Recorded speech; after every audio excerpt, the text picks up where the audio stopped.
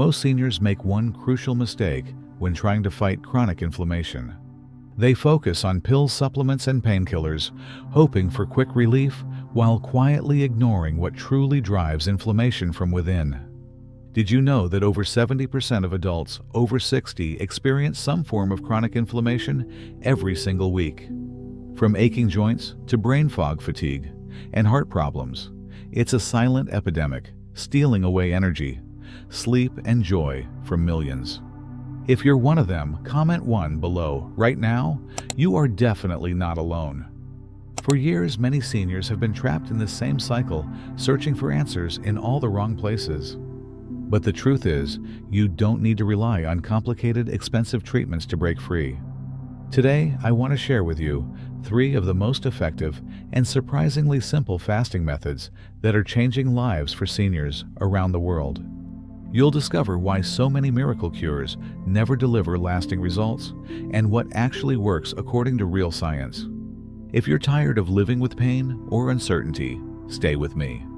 By the end of this video, you'll have the tools and clarity you need to take back control of your health and maybe even feel younger than you have in years.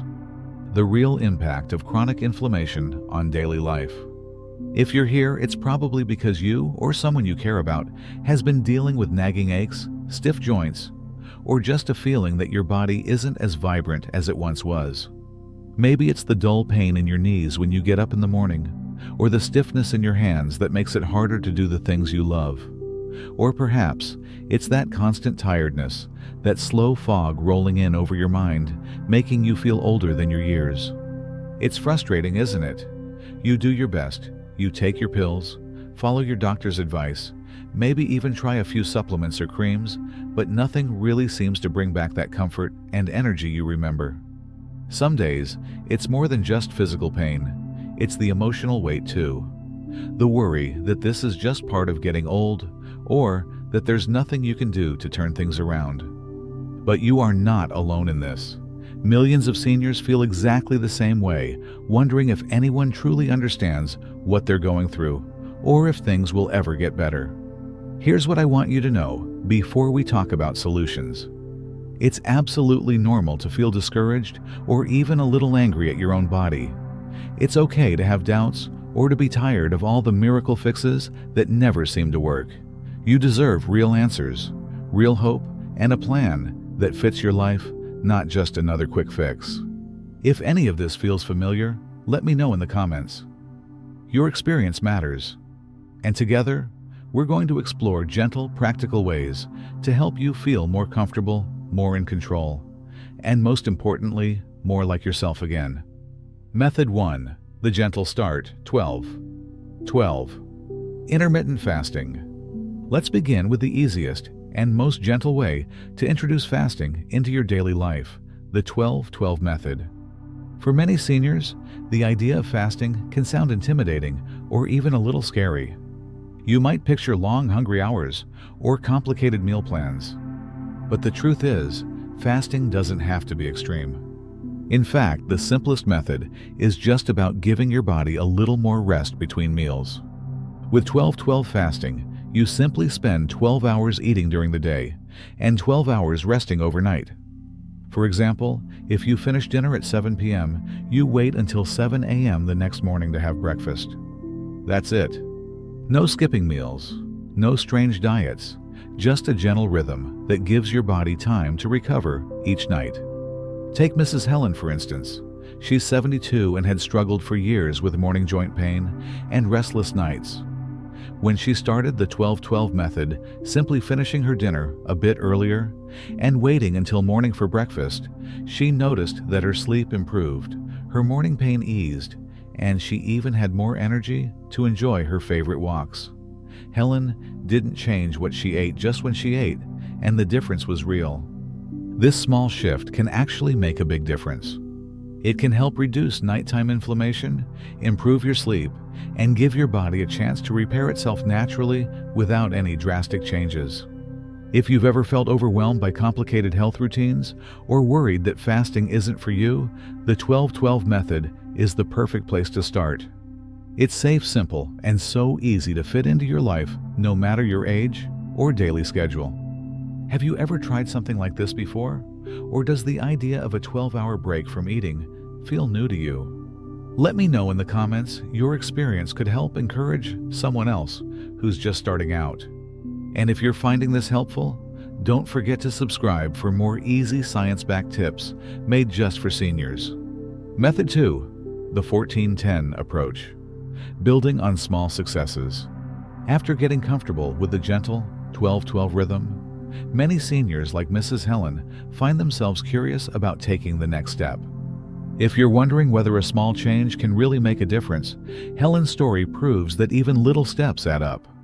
A few weeks after starting 12-12, Helen noticed her mornings were brighter and her knees didn't ache quite as much. Feeling encouraged, she decided to gently extend her fasting window to 14 hours, finishing dinner at 7 p.m. and waiting until 9 a.m. for breakfast the next day. This is known as the 14-10 method, 14 hours fasting, 10 hours eating. Helen didn't force herself. She listened to her body and made the change when it felt natural. Within a couple of weeks, she realized her afternoon energy crashes were less frequent and the heaviness in her joints continued to ease. She even found herself sleeping more soundly. Medical research supports this too. Extending your overnight fast to 14 hours can give your body more time to clear out inflammation, regulate blood sugar, and repair tissues gently, all while still enjoying meals during the day. But more than any numbers or studies, it's Helen's lived experience that truly matters. She found comfort in knowing that progress didn't have to be fast or dramatic. Some days were easier than others. Some mornings she felt proud. Other days, she just did her best, and that was enough. What mattered most was showing kindness to herself, listening to her own needs, and trusting that even slow progress is still progress. If you've ever felt unsure or doubted that small changes could make a difference, remember it's okay to take your time. You're not alone in this, and every gentle step forward is worth celebrating. Method 3, the 16-8 reset. Embracing your own rhythm. For some, the idea of going a little further, trying the 16-8 method, might sound impossible at first. That's exactly how Mrs. Helen felt after finding comfort with 14-10. She wondered if stretching her fasting window to 16 hours with an 8-hour eating period would be just too much. Helen didn't rush. She waited until she truly felt ready, and only then did she begin to gently nudge her breakfast a bit later or have dinner just a little earlier. Some days she managed a full 16 hours between her last meal and her first bite the next day. Other days she didn't, and that was okay too. There were moments of doubt, times when she missed her usual routines or when old aches tried to return. But with each gentle attempt, Helen discovered a new kind of confidence, not in perfection, but in showing up for herself, even on difficult days. Medical research shows that 16-8 intermittent fasting can support deeper healing, giving the body a real chance to calm inflammation, balance hormones, and repair tissues. But for Helen, the real reward wasn't just the science. It was waking up with less pain, moving more easily, and realizing she had taken back a little control over her well-being. Sometimes Helen would remind herself, it's not about being perfect.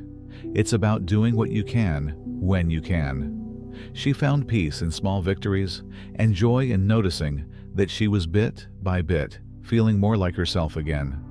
So if the idea of 16-8 feels too far off for you right now, that's perfectly okay.